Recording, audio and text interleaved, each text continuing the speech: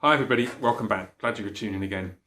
I once saw a most interesting family tree. It was a family tree of American Presbyterianism from roughly the beginning of the 18th century to around about the present day. And it was designed to show how the different contemporary Presbyterian denominations and the various historic Presbyterian denominations, some of which no longer exist, grew out from each other, developed from each other, and so on. But of course, what it actually was a record of the splits, divisions, and schisms within American Reformed Presbyterianism over the course of about 300 years. And if you count the number of splits, even taking into account the fact that they didn't all happen within the same branch, so to speak, the same branch of the family tree, you notice that in each branch of the tree, on average, the denominations split roughly once per generation, every 30 years or so. Whichever denomination you happen to be in, on average, there would be a split within it. That is to say, within an average human lifetime, there'd be 2 or 3 splits in the denomination you happen to be in. It just seems that every new generation that's born and grows up within our theological tradition somehow finds something to divide over. Now, if that's the case in American Presbyterianism, you wonder what would be the case in other denominations. Maybe they're better than us in this regard. I think in other denominations, they probably have their own problems. There are reasons why Episcopalians and Roman Catholics, for example, don't split internally so readily. Structural reasons that stop them from doing so. If you know anything about those denominations, and I have a fair amount of experience of British Episcopalianism, the Church of England, you'll know that there are just as many splits happening just as fast within that denomination as there are splits happening between different and newly formed American Presbyterian denominations, and indeed Presbyterian denominations all over the world. In other words, theme is pretty common across Christendom. We split, we divide, we argue, schism again and again takes place. No, it's not at all my point here that in every instance everybody is at fault. No, at times there is a righteous separating of oneself or a portion of a church communion or denomination from another portion. And often that happens, in part at least, for doctrinal reasons, and it's a sad necessity for us to separate from one another. But one wonders whether all of those splits could be so readily justified on theological grounds. And even the ones that could be justified in that way, well, isn't it regrettable that they had to happen at all? Wouldn't it be wonderful if the visible character of the Church of Christ represented in the different denominations and communions around the world were a little closer to the unity for which Christ prayed?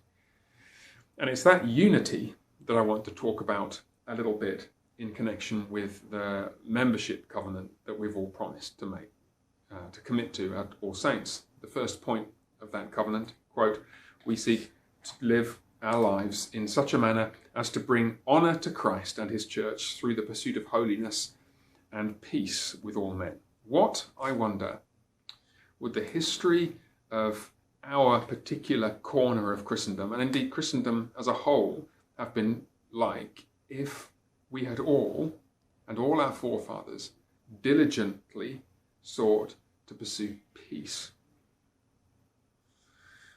Notice here, the peace that we are to strive for is peace with all men, not just with fellow Christians within the same denomination. Peace with brothers and sisters in Christ in other denominations. And peace indeed with people who aren't believers to the extent that it's possible. In other words, it's precisely the sort of thing that Paul the Apostle has in mind in Romans 12. Let me read a portion from towards the end of the chapter. You'll know what I'm about to read very well, I'm sure. I'll pick up from verse 14 and then make a couple of comments about it. "Bless those who persecute you, bless and do not curse them. Rejoice with those who rejoice, weep with those who weep." Moving towards the emphasis of verse 16, "Live in harmony with one another. Do not be haughty, but associate with the lowly. Never be conceited. Repay no one evil for evil, but give thought to do what is honourable in the sight of all. And here's the crunch point for our purposes. If possible, so far as it depends on you, live peaceably with all. And then Paul goes on to urge the believers in Rome not to take vengeance because God will do so. Another motivation to live peaceably. We don't have to have the fight. The Lord will avenge. It's his to repay. We can leave judgment to him. That's a topic for another day. But notice, verse 18, if possible, so far as depends on you, live peaceably with all. I mentioned in an earlier devotional video that the membership covenant is simply an exposition of some important practical aspects of Christian faithfulness. The promise that we've all made to live peaceably, to pursue peace with all men, is our attempt simply to expound this text and others that point in the same direction. So can I urge you to think for a moment about anything that you may have done, or may be doing, or may be in the habit of doing, which stands against this. Attitudes of our hearts, for example. The way we speak to people. The way we speak about people to others. What do we do with grudges or felt slights and occasions to take offence? Do we remember them and store them away for a later date in case we need to drag them up so as to highlight our righteousness by pointing out the ungodliness of others? Or are we committed to the way of love which covers over offences? We have a couple of options, remember. If we feel offended by somebody, one option is to take the matter up with them personally and to talk about it, and the other option is to cover it over ourselves and to commit ourselves to do what the Lord does, even with those sins that we neglect to confess to him. That is to cover them over.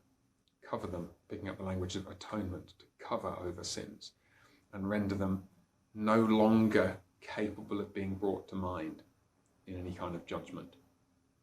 Those are the options that we have when dealing with one another's offences, and we will be offended by other people. We'll be offended by each other. You'll be offended by me, and I'll be offended by you. And we can either take those things up with each other, or we can commit to cover them over. But how often do we pursue other ways in how we speak to and about each other, how we write about each other? Veiled, barbed comments that we make, maybe not even naming the person that we have in mind, but just, that's really what we're saying. We have committed not to do any of that. We've all promised publicly not to do it.